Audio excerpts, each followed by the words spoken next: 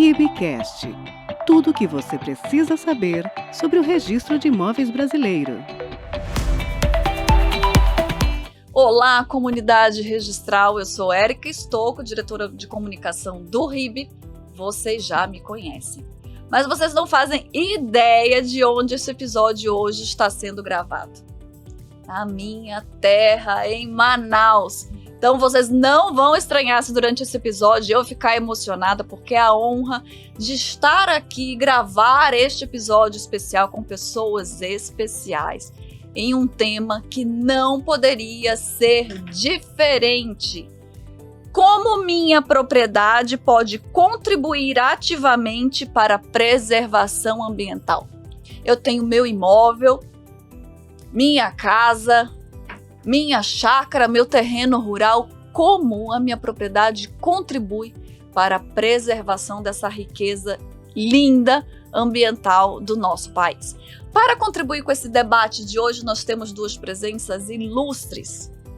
Dr. Tiago Flores, advogado, professor, servidor público e referência em direito ambiental, com vasta experiência em consultoria para empresas e órgãos públicos e em projetos de logística reversa e sustentabilidade. É doutor em Direito Constitucional, mestre em Direito Ambiental, pós-doutorando em Gestão e Regulação de Recursos Hídricos pela Universidade do Estado do Amazonas e pós-doutorando em Direito pela Universidade de Salento, em Lecce, na Itália. Membro da Comissão de Meio Ambiente da OAB Amazonas e do Conselho Gestor da Fundação Vitória Amazônica, foi agraciado com o Prêmio Socioambiental Chico Mendes. É autor de mais de 14 artigos científicos publicados em revistas científicas, da obra técnica e jurídica Licenciamento Ambiental, Análise sob a ótica do direito constitucional contemporâneo, lançado pela editora Lumen Iuris, e é professor em cursos de graduação, pós-graduação e mestrado em diversas instituições de ensino. Super bem-vindo, Tiago, tudo bom? Tudo bom, muito obrigado pelo convite, participar aqui do RIBcast. É um prazer enorme estar aqui, prazer recebê-la aqui em Manaus também, e nós podemos tratar um pouquinho sobre o meio ambiente, a relação com a averbação, o registro de imóveis, e temos assim muito assunto para falar nessa tarde de hoje. Muito obrigado, Tiago. E para brilhantar ainda mais o nosso episódio, a incrível e belíssima doutora Chais Chalub, que é advogada amazonense com atuação internacional, mestre pela Universidade da Califórnia e presidente da Comissão de Créditos de Carbono da OAB Amazonas. Ela tem levado debates sobre sustentabilidade na Amazônia para o Brasil e o mundo, atuando na regularização de práticas sustentáveis no mercado de carbono, além de integrar a Berkeley Global Society e a Future Carbon Group. Que honra, Thaís! Tudo bom? Tudo bom, Érica. É um prazer estar aqui com vocês e quero dizer que, de pronto, que admiro muito o seu trabalho. É uma gratidão enorme poder participar de algo que traz informação para as pessoas. E eu estava conversando com os colegas antes que eu vou tentar fazer isso aqui hoje de uma forma fácil, porque quando nós falamos de sustentabilidade, desses novos mercados internacionais, é comum ouvirmos palavras difíceis e isso não chega na população da ponta, que está cuidando do nosso bem mais precioso. Exatamente, Thaís. Muito obrigada. Para começar o nosso debate, Tiago, para a gente começar logo abrindo a mente. Quando a gente fala que uma propriedade pode ser um instrumento de proteção ambiental, o que isso realmente significa na prática? Como o imóvel urbano ou rural pode deixar de ser apenas um bem patrimonial e se tornar um aliado da sustentabilidade? Bem, Érica, um primeiro ponto que é importante que todos saibam e reconheçam que, em termos de legislação, a propriedade ela tem que atender uma função social. Está na nossa Constituição, no artigo 5º, inciso 23, e também no artigo 186 da Constituição de 88. E essa previsão dessa necessidade de cumprimento da função social rompe com um paradigma antigo relacionado à propriedade que já vinha no Código Civil de 1916 e em outras legislações anteriores. A nossa Constituição, na verdade, ela não foi a primeira, de 88, não foi a primeira a prever essa necessidade de cumprimento da função social da propriedade. Isso já vinha também na Constituição de 67 e foi replicado na Constituição de 88. Mas o que significa, afinal de contas? O que significa uma propriedade ter que cumprir a sua função social?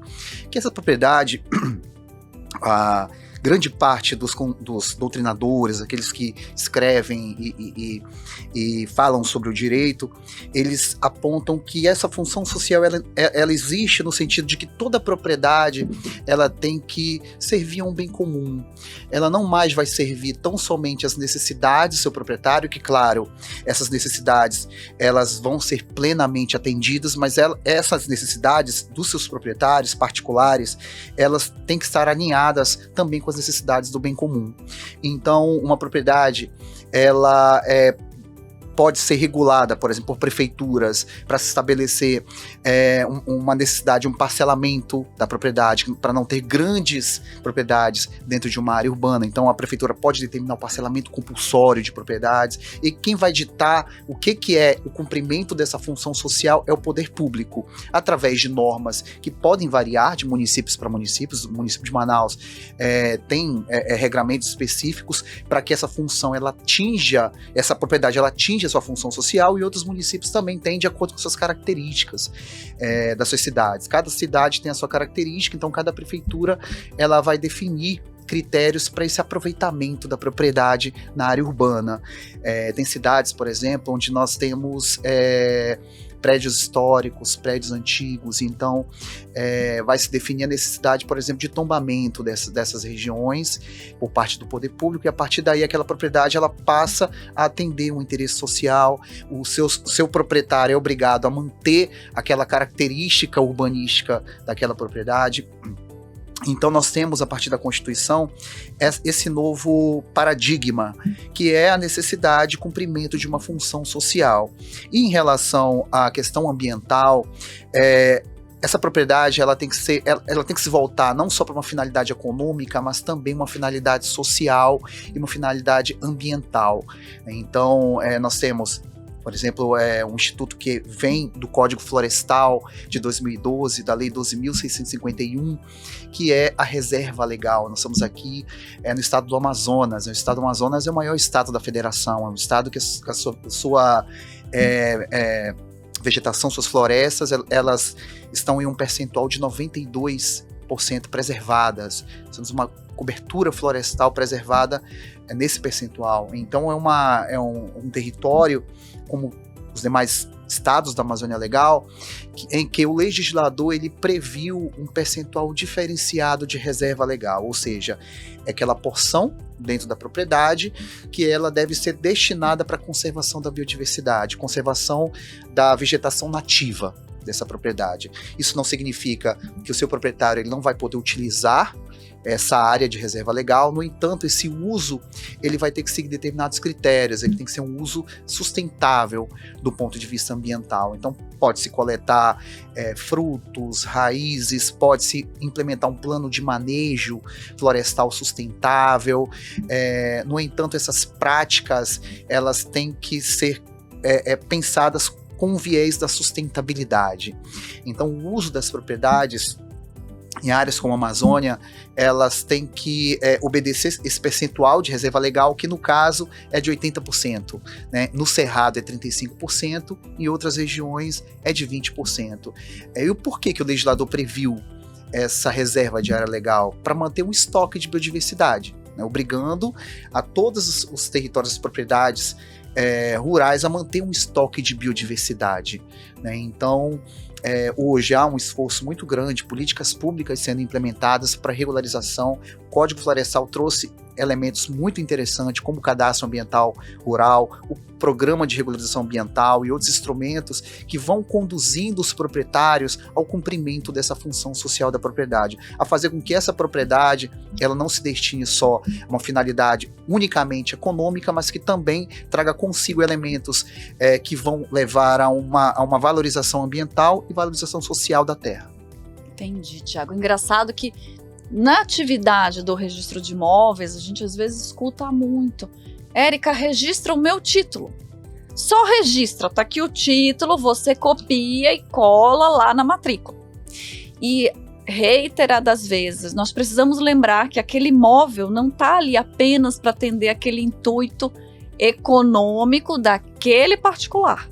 É um imóvel que está inserido numa sociedade e que precisa atender aos ditames daquela sociedade, daquela comunidade a que faz parte. Nem todo mundo entende, às vezes fica um pouco angustiado porque tem que atender algumas normas, mas precisa entender, né, Tiago, que o imóvel faz parte da sua sociedade e precisa atender aquilo que ela espera, né? Thaís, eu ansiei muito pela sua participação também. Você que atua com o mercado de carbono e práticas sustentáveis na Amazônia e fora do Brasil, que tipo de oportunidades ambientais e econômicas um imóvel regularizado pode trazer para o seu dono? E por que a formalização é tão importante para esse processo? Eu vou começar pela última pergunta, porque o imóvel estar regular é o que separa um pedaço de terra de um ativo econômico e ambiental. Você querer entrar tanto no mercado de pagamento por serviços ambientais, de biodiversidade, de carbono, de turismo de base comunitária, sem um imóvel regular, é como se eu quisesse investir no mercado financeiro sem uma conta bancária. Então, o primeiro passo é a regularidade do imóvel. Em caso de imóveis rurais, o georreferenciamento, toda a documentação necessária, cadeia dominial, o cadastro ambiental rural. E as oportunidades são muitas. A gente vive hoje em um cenário que o mundo está sob perigo e nós temos a floresta amazônica aqui no nosso quintal, que é responsável pela vida humana na Terra. Então, se nós começarmos a entender o potencial econômico de proteger a nossa floresta, as oportunidades são infinitas. O mercado tem variado muito, mas hoje o mercado de carbono é uma alternativa. Existe uma grande discussão e algumas pessoas já vendem créditos de biodiversidade. Há mercados de pagamento por serviços ambientais. O turismo de base comunitária cresce muito.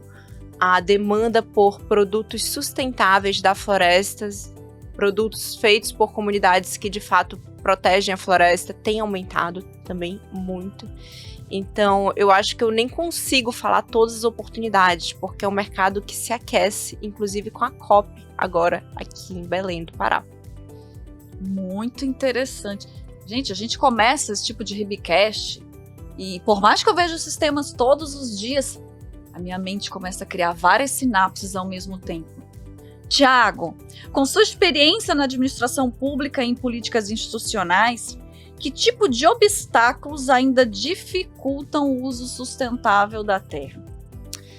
E como isso afeta o pequeno e médio proprietário? Ainda mais o pequeno e médio proprietário, né, Tiago? Eu acho que, para além de pensar como afeta, é como a gente pode quebrar essa cultura de negação dessa importância. Sim. Bem, eu particularmente eu não acredito que as pessoas gostam de viver na ilegalidade, na irregularidade. Eu não acredito nisso. Eu acredito que faltam oportunidades para que elas se regularizem, facilitação por parte da legislação propriamente. Nós temos hoje uma legislação que é bastante vasta do ponto de vista ambiental. Nós temos leis federais, leis municipais, leis estaduais, e muitas vezes uma incapacidade dos órgãos em atender, em dar suporte para que todos atendam essas legislações. Essa é uma realidade. E processos que muitas vezes eles acabam se caracterizando como processos burocráticos e demorados e que não atingem a sua finalidade. Mas eu compreendo que nós estamos passando por uma mudança. Como a Thaís bem colocou, quando se tem uma propriedade regular, há uma série de benefícios que podem ser utilizados. Crédito rural, pagamento por serviços ambientais, e hoje há uma série de programas, inclusive, que vão levar esse benefício para as pessoas, para as populações. Há iniciativas muito, muito interessantes Aqui na Amazônia Legal, nós temos o projeto do INCRA, que é o Regulariza Amazônia, desde 2017, em terras federais, e ele vem emitindo títulos de posses numa parceria do INCRA com os estados. Temos aqui no estado do Amazonas o projeto Amazonas Meu Lar, desde 2019, e é um projeto com dados assim, interessantíssimos.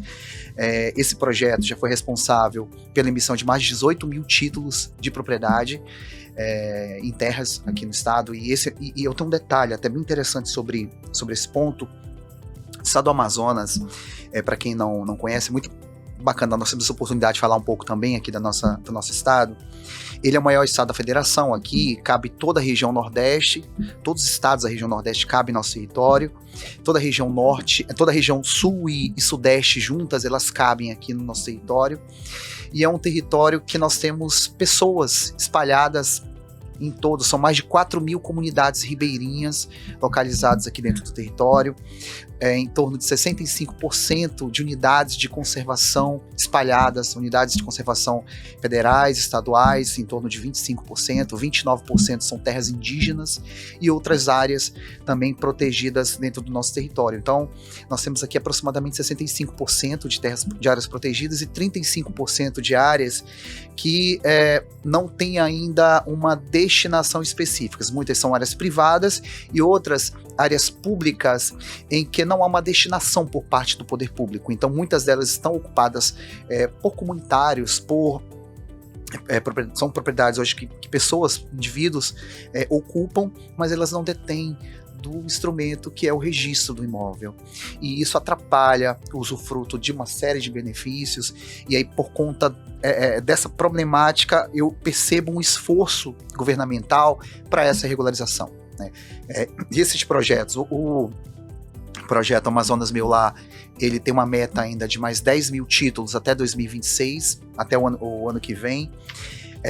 Temos também o plano de combate ao desmatamento e queimadas da Amazônia, PPCDQ-AM, que é um plano que prevê uma série de ações envolvendo desde a fiscalização, envolvendo a instalação de bases para monitoramento de atividades ilegais, envolvendo investimento em tecnologia, e nesse eixo 2023 a 2027, a previsão é um eixo específico para a regularização fundiária dentro do programa, que é um programa que tem recebido muitos recursos do Fundo Amazônia e de outras fontes de recursos para o combate ao desmatamento, para o combate à ilegalidade na Amazônia. E esse combate, essa ilegalidade, passa pela regularização fundiária, passa pela inscrição dos imóveis no cadastro ambiental rural e pela regularização fundiária.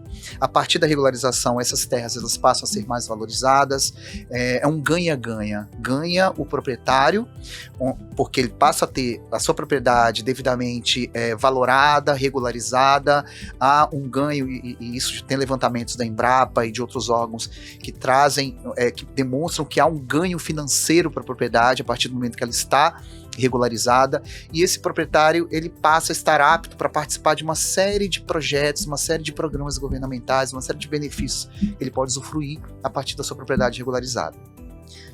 Você está falando aqui, Thiago, e algo que me impacta é que as pessoas que têm a propriedade, seja ela pequena ou ela grande, ela urbana ou rural, é comum ainda essas pessoas não terem a real dimensão do quanto o seu imóvel, aquele seu pequeno, aquele grande imóvel, pode impactar na sociedade no qual ela está inserida, né?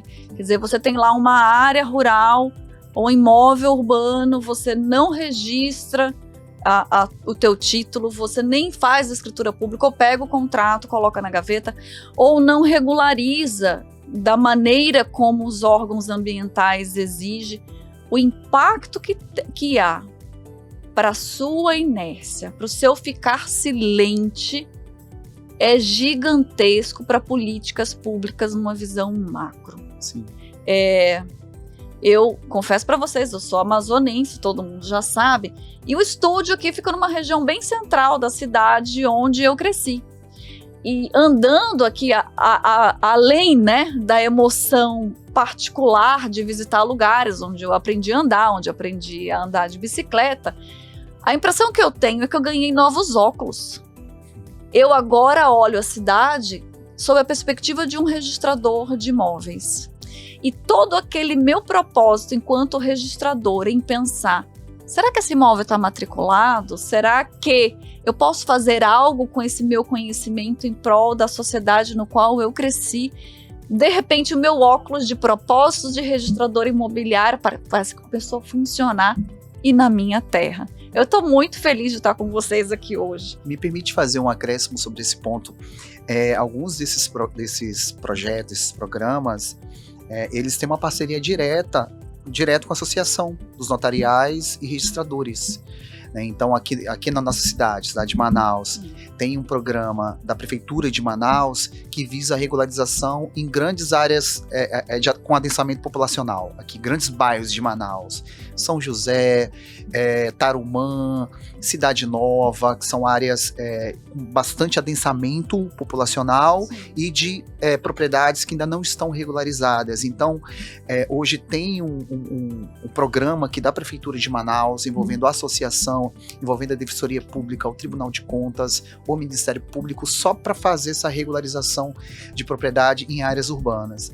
Então, assim, eu vejo esse movimento, sabe, da sociedade como um todo, algo que para mim, há um tempo atrás, eu achava muito difícil, eu vi essa irregularidade toda e eu tinha muito receio, assim, de que no meu estado, aqui no estado do Amazonas, nós tivéssemos grandes problemas como há em outros estados aqui próximos de nós, com grilagens de terra, de sobreposição de propriedades, e eu tinha muito receio porque nós temos um patrimônio muito valioso, um patrimônio florestal, um patrimônio relacionado à biodiversidade, que não pode ser tratado de qualquer modo, né? Então eu fico muito esperançoso com essas iniciativas de que nós teremos cada vez mais dias melhores, conseguiremos aí juntos, sociedade, poder público, de mãos dadas, caminhar no sentido da regularização da propriedade do estado do Amazonas e do Brasil como um todo. Com certeza.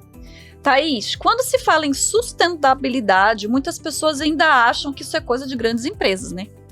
Ou de governos. Mas você acredita que o proprietário individual, especialmente nas regiões da Amazônia, pode ter um papel central nessa agenda? Com certeza. Essa ideia de que sustentabilidade, a proteção do meio ambiente é coisa de grandes corporações do governo, é uma ideia que já foi ultrapassada, inclusive como o doutor falou, pela Constituição de 88, é dever de todos a proteção do meio ambiente. E isso funciona muito no dia a dia. O que acontece? O ribeirinho, a pessoa que participa de projetos agrossustentáveis. E é basicamente porque muitas vezes, como eu trabalho com o mercado de carbono, eu percebia que muitas vezes o investidor internacional entende a Amazônia como um chão verde.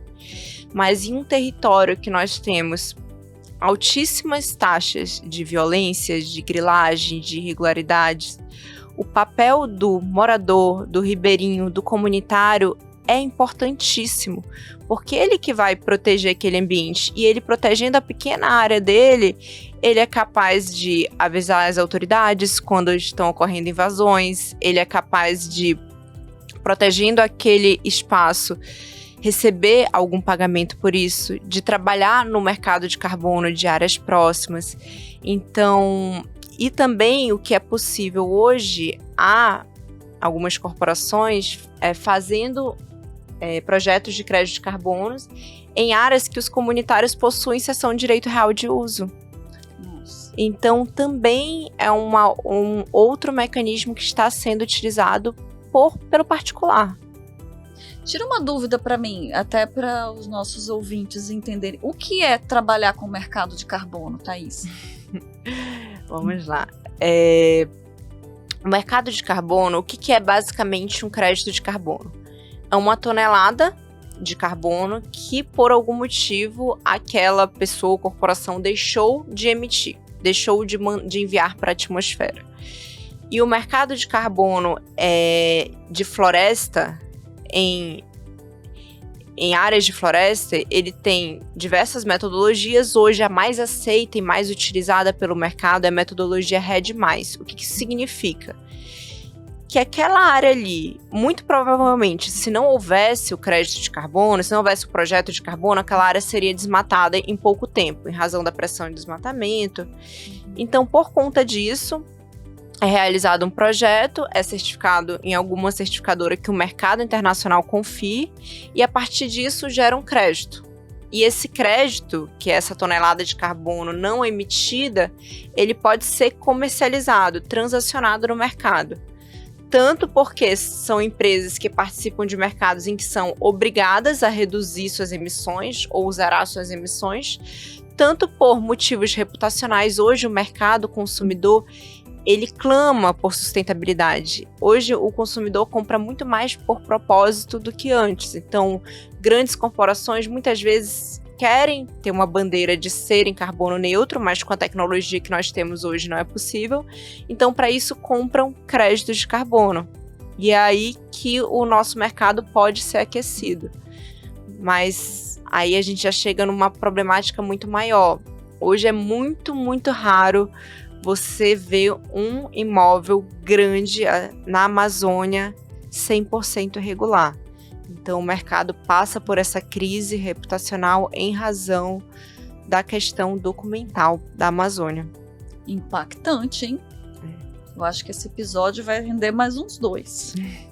Tiago, você foi premiado por projetos de logística reversa e educação ambiental. Que orgulho, eu preciso falar. Quais boas práticas você destacaria que o proprietário pode adotar no dia a dia para contribuir com a proteção do meio ambiente, especialmente em áreas urbanas ou periurbanas? Posso falar um pouquinho do projeto? Pode. Foi muito interessante assim, esse projeto que nós implementamos. Eu trabalhei por muitos anos numa grande concessionária de energia elétrica, que é a Amazonas Energia. E nós tínhamos um projeto de substituição de medidores de energia obsoletos da rede de distribuição, e nós percebemos que havia um processo que era comum dentro da empresa. Eu vou fazer um link com a segunda pergunta que você me fez. Perfeito. Esse medidor, era comum esse medidor ser retirado, ele ser disposto de qualquer modo num galpão e ser realizado depois um leilão para venda, onde ele era vendido para qualquer pessoa física, qualquer pessoa jurídica, que comprar sem qualquer, o que a gente chama de rastreabilidade por parte da empresa, sem que a empresa soubesse o que queria ser feito com aquele material. Aquele material era vendido, quem comprou depois dava a destinação que bem entendesse aquele material. E aí nós começamos a estudar esse processo e tínhamos com esse projeto a expectativa de fazer uma grande substituição de medidores, a quantidade enorme, um volume enorme de medidores que vinham tanto do interior do Amazonas quanto da capital, e nós fizemos pequenos ajustes dentro do processo. Ao invés de fazer um leilão direto para qualquer pessoa, nós criamos uma habilitação. Só poderiam participar do leilão quem eram empresas de reciclagem. Fizemos visitas técnicas, verificamos que havia um interesse de empresas de reciclagem, que haviam empresas de reciclagem na nossa região que tinham interesse também em adquirir, e criamos então essa fase de habilitação, onde só poderia participar do leilão quem era recicladora, quem estava regular, quem tinha um alvará de funcionamento, quem tinha uma licença de operação para cadeia de reciclagem, quem tinha o documento de autorização alvará do Corpo de Bombeiros. E aí fizemos o leilão no segundo momento, já prevendo ali uma etapa de manufatura reversa. Deixa eu tentar explicar um pouco para o nosso público. Sim. Que é um termo específico da Política Nacional de Resíduos Sólidos. Um bem servível, essa nossa agenda, quando ela, depois do uso, pós o consumo dessa agenda, é possível nós descaracterizarmos toda, porque aqui nós temos o quê? Nós temos o plástico, nós temos papel, temos um papel de uma gramatura mais fina, um de uma gramatura mais grossa, e cada um, aqui tem o ferro dessa caneta, então cada um desses componentes, ele pode retornar para o processo produtivo. Nós conseguimos reaproveitar 100% dos materiais, em regra geral, dos materiais que nós usamos decorrentes desse pós-consumo, nós conseguimos reaproveitar 100% do material. E esse projeto, então, ele previa essa descaracterização, essa desmontagem desses medidores, e cada componente, o cobre, o vidro, o ferro, Que mais? A parte de fiação, enfim, o alumínio. Cada componente, fazer com que cada componente regressasse para o processo produtivo. Então, gerando aí uma sustentabilidade. Com o recurso dessa venda, nós ainda investimos em projetos de capacitação comunitária. Então, conseguimos fechar o tripé da sustentabilidade, mantendo a viabilidade econômica, trabalhando também o viés ambiental, fazendo a rastreabilidade, e depois o viés social com aplicação do recurso em projetos de educação ambiental, de capacitação comunitária também. Então foi muito interessante assim, esse projeto. E fazendo um link com a pergunta que você me fez, está relacionada com a questão das práticas que podem ser, é isso mesmo, né? Me corrija se eu estiver errado. Que práticas que podem ser executadas dentro das propriedades, visando a valorização ambiental, esse respeito às normas ambientais. Bem, nas propriedades há diversas práticas, diversas maneiras que o proprietário ele pode implementar e gerar, inclusive, economia ali em escala. Uma atividade muito simples por exemplo, o aproveitamento de água de chuva. Se criar, você vai fazer uma construção, faz uma construção já com aproveitamento da água da chuva. Aqui na nossa região nós temos 6 meses de inverno e 6 meses de verão, então 6 meses em que há muita chuva. Então é possível reaproveitar para fazer águas servidas dentro da casa. Enfim, há uma série de finalidades que você pode destinar essa água, e isso tanto em projetos que vão ser ainda implementados, quanto em projetos que já estão implementados, com investimentos, e você consegue ali reduzir, por exemplo, o consumo de água, uma água fornecida pelas concessionárias de distribuição de água na sua cidade. Então, é uma das formas, e há diversas outras formas, assim, a regularidade também das propriedades, a regularidade em relação ao plano diretor, aos espaçamentos, é muito importante se obedecer o que estabelece o plano diretor em relação à impermeabilização do solo, as taxas de impermeabilização do solo, aos espaçamentos para os canteiros centrais, não invadir naquela área que é comum, naquela área que é pública. Aqui na nossa cidade nós enfrentamos ainda muitos problemas a esse respeito. E você diz o imóvel ser construído e invadir a área pública. Exatamente, ou a área pública ou a área de um terceiro, gerando ali já um conflito fundiário. Então, manter a regularidade do imóvel, obedecer os espaçamentos é muito importante. Investir também no plantio de mudas, né, quando se planta mudas ou na sua propriedade, ou na propriedade, ou na área pública, você está ali valorizando o imóvel. Obviamente que quando se faz esse plantio em áreas públicas é importante consultar o órgão ambiental da sua cidade. Inclusive eles fornecem mudas para isso, se for necessário eles fornecem as mudas para que você tenha ali uma área urbana mais valorizada. Se todos tiverem esse tipo de consciência, esse tipo de conduta, nós vamos ter uma valorização imobiliária, porque as pessoas passam a ter mais bem-estar, e com isso aquela área se torna uma área mais valorizada. Você passa a ter uma cidade mais bonita, mais agradável para todos, um ambiente melhor para todos. Então é muito importante se pensar na propriedade, de que formas estudar isso, de que formas que eu posso melhorar, que eu posso criar um aproveitamento ambiental dentro da minha propriedade, valorizando a minha cidade. Se todos nós passarmos a pensar desse modo, as nossas cidades vão ser muito melhores. Com certeza. E quando a gente pensa em proteção ambiental, costumava-se pensar que isso fica longe do nosso dia a dia, né? Quer dizer, você deu tantos exemplos agora de como a minha propriedade, a sua, pode atender e contribuir para o meio ambiente, a começar por olhar a minha matrícula. Se eu pego a matrícula do meu imóvel e vejo que está tudo registrado, nome de quem é o proprietário, quais direitos tem ali dentro, estão devidamente registrados, eu já estou contribuindo com o meio ambiente. Perfeito. Impactante, hein, Thiago? Sim. Thaís, pensando em quem quer entrar no mercado de carbono ou transformar parte do seu imóvel em reserva ambiental, por onde começar? Quais são os primeiros passos para tornar um imóvel elegível a esse tipo de projeto? Vamos lá. Primeiramente, aquela conversa que nós tivemos sobre a conta do banco. Primeiramente, um imóvel regular. Agora, o que é um imóvel regular para o mercado de carbono? Não basta apenas a matrícula. Não basta apenas a matrícula e o georreferenciamento. Não basta apenas a matrícula, o georreferenciamento e a cadeia dominial. Eu preciso do título definitivo. E a partir disso, nós fazemos uma análise de qual era o regime jurídico, o regime constitucional vigente à época em que foi dado aquele título definitivo. Então, é uma due diligence, que a gente chama, uma auditoria muito mais rígida. Por quê?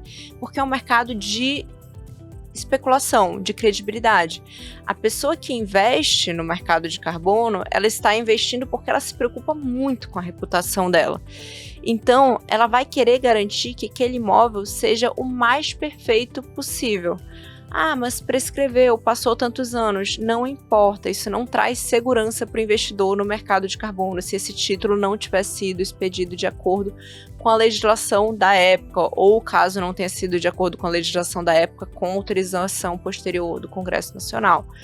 Então, primeiro passo, título definitivo. O imóvel precisa desse título atualizado. E, de fato, esse estudo de qual era o estudo da cadeia dominial e o estudo da legislação à época que esse título foi expedido. Quando você fala título definitivo, Thaís, é o imóvel, aquela pessoa ser o proprietário de fato de direito daquele imóvel. Desculpa, é o momento que saiu do público para o privado. Entendi. Quando nós vamos tratar de uma área no mercado de carbono, nós precisamos fazer toda essa investigação até o momento em que, porque, via de regra, todas as áreas iniciaram uma raiz pública. Então, eu preciso fazer essa investigação para o momento que saiu do público para o privado, para entender se isso foi feito da forma correta àquela época. Entendi. Me permite fazer só também um acréscimo de informação. No caso, há áreas públicas que o poder público ele pode conceder títulos definitivos e há áreas que isso não é possível. Por exemplo, áreas protegidas. Unidades de conservação, o poder público ele não concede um registro de um imóvel, de uma área que é uma unidade de conservação. Ele outorga um título de posse. E esse título ele é válido depois para plano de manejo, mas não a propriedade propriamente. Entendi. Riquíssimo. Eu preciso de mais um episódio. Eu já falei uma vez, vou falar a segunda, hein? Tiago, a gente fala muito em valorização da propriedade. Um imóvel que respeita a legislação ambiental e está regularizado tende a valer mais? Existe esse reconhecimento de valor no mercado? Você já falou que o primeiro passo para a gente poder ter um imóvel que contribui com o meio ambiente é ele ser regularizado. E essa regularização que contribui com o meio ambiente também agrega um valor a esse imóvel? Como a Thaís falou, não adianta ter o dinheiro e não ter a conta para guardar. O imóvel, a gente pode fazer um paralelo com o imóvel, quer dizer, eu tenho o imóvel, né, estou naquele imóvel, mas eu não tenho a conta, eu não tenho a matrícula, eu não tenho ele regularizado. Então, Érica, há dados da Embrapa que apontam que uma propriedade rural, quando ela está regular, ela tem uma valorização de até 20% em relação aos demais imóveis da mesma região. Então, esse é um dado muito interessante, é um dado material, e além desse dado material, há benefícios também intangíveis, né, que não são possíveis de quantificar, que essa propriedade também pode usufruir, como, por exemplo, obter financiamentos bancários, obter créditos rurais, participar de programas de pagamentos por serviços ambientais e outros benefícios também intangíveis que essa propriedade pode usufruir. Já a propriedade urbana, ela tem uma valorização entre 8% e 15% também, conforme dados, se ela é uma propriedade regular. Então, a regularidade da propriedade é um fator, sim, de valorização do imóvel, da propriedade, tanto em benefícios materiais diretos, no custo propriamente da terra, quanto em benefícios indiretos, que seriam possibilidades de financiamentos e participação de outros programas governamentais. Tiago, aproveitando que você está com a palavra, se você pudesse deixar uma dica prática para quem está nos ouvindo e quer transformar sua propriedade em um instrumento de proteção ambiental, por onde essa pessoa começa agora, Tiago? Bem, primeiro é importante se ter o seguinte: quem não tem o registro de imóvel tem a posse. não tem a propriedade. Então você fica ali sujeito a eventuais fiscalizações, eventuais problemas, conflitos fundiários e outros problemas. Então, o primeiro ponto, é muito importante a regularização da propriedade. É muito importante a regularização. E essa regularização, ela passa por essa adequação ambiental também da propriedade. E aí eu sugiro que se procure os órgãos competentes, a Superintendência de Habitação do seu estado, aqui no nosso estado nós temos a Secretaria de Cidades e Territórios, que também trata, os órgãos ambientais, demonstrando essa intenção de fazer uma regularização do imóvel. Tudo aquilo que é combinado com os órgãos públicos, tudo aquilo em que há essa iniciativa por parte dos proprietários, os órgãos públicos, eles tendem a ver aquilo como um ato de boa fé, de bom comportamento, de alguém que está procurando se regularizar.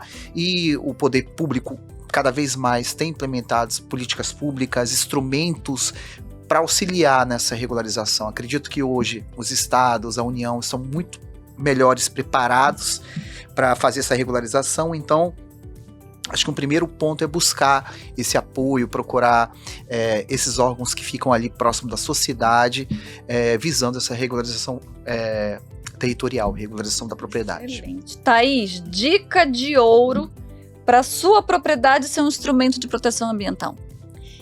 Primeiro, vou copiar o doutor. Documentação. A propriedade precisa estar regular. E baseando ainda nessa linha de estar regular, muitas propriedades, principalmente no interior do Amazonas, não possuem georreferenciamento. Então, observe se a sua propriedade tem georreferenciamento averbado na matrícula. Se não tiver, tem que fazer. E o terceiro passo é, depois de uma documentação regular, talvez com auxílio de um advogado, procurar uma empresa especializada nesses ativos ambientais, ou que trabalhe com mercado de carbono, ou com créditos de biodiversidade, tokenização, ou, se for o caso de pessoas que possuem a posse de áreas públicas, entender com o órgão competente se há algum interesse em realizar algum tipo de projeto naquela região. Ocorre em algumas áreas estaduais ou áreas federais, há associações de moradores que eles podem se organizar e pleitear junto ao governo, talvez uma CDRU, uma concessão do uso deles de acordo, que também comercialize carbono, é possível. Então, entender, regularizar a área e procurar uma empresa especializada. Excelente. E na dúvida, procura o seu registrador imobiliário, né, Tiago, Thaís? Registrador exatamente. Imobiliário que está ali também. Pega a certidão da sua matrícula, veja se está tudo correto. Tem dúvida, procura o registrador imobiliário ou o profissional da advocacia mais próximo de você, ou o seu tabelião, que são portas de segurança, são portas de justiça. Sim. Tiago, tuas palavras finais.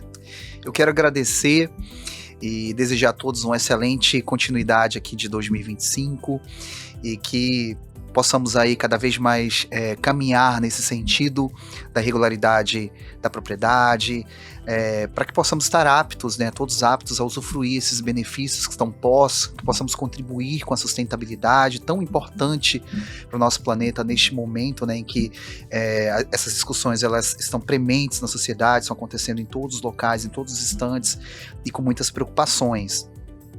Nós temos um cenário de mudanças climáticas, é um cenário em que uma parcela da população que tem condição de se adaptar vai conseguir manter uma certa qualidade de vida por não sabemos quanto tempo, mas sabemos que tem muitas pessoas que não vão ter essa capacidade de adaptação, que vão sofrer desse processo. Então é importante que nós possamos nos ater às normas ambientais, buscar a regularização, buscar o apoio público. Acho que é um movimento muito importante das instituições hoje em prol dessa sustentabilidade, fomentar esse movimento também, através das associações comunitárias, cobrada dos vereadores, dos prefeitos das cidades. Então, eu acredito muito que nós possamos caminhar em direção a essa sustentabilidade e trazendo isso um pouco para minha formação, em cumprir aquilo que o legislador definiu na Constituição de 88, que é a defesa do meio ambiente para as presentes e futuras gerações, o direito ao meio ambiente ecologicamente equilibrado.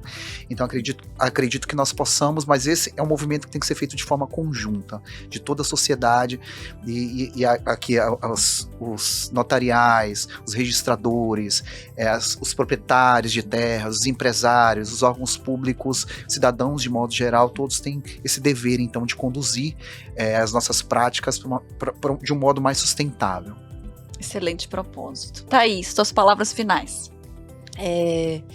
Primeiramente, agradecer a você pela participação aqui, pelo lindo trabalho que você tem feito. E a minha palavra final é que nós não podemos ficar parados.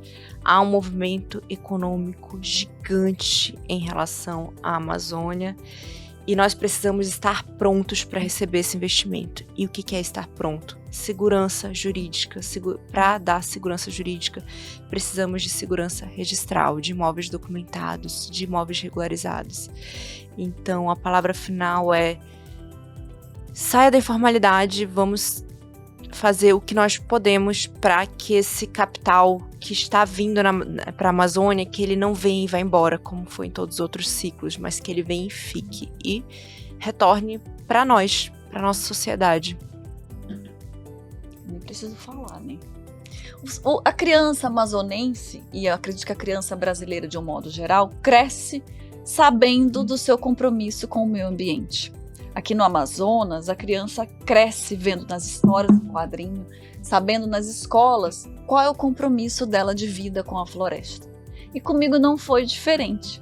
A diferença é, crescendo deste modo, eu estou aqui, quase depois de 23 anos, neste episódio do Ribcast, emocionada por dizer: eu estou no Amazonas, cumprindo o meu propósito de registradora de imóveis, assim como tantos outros o fazem nessa cidade. Então, desliga o episódio, vai procurar sua matrícula para ver se você pode contribuir com o meio ambiente. Muito obrigada, esse episódio sai sempre no dia 21 do mês, você já sabe, dia 21 de outubro, o dia do Registro de Imóveis do Brasil. Siga a gente na mídia, no Instagram, no Deezer, no Spotify, no YouTube. Eu aguardo o comentário de vocês até o próximo episódio. Muito obrigada.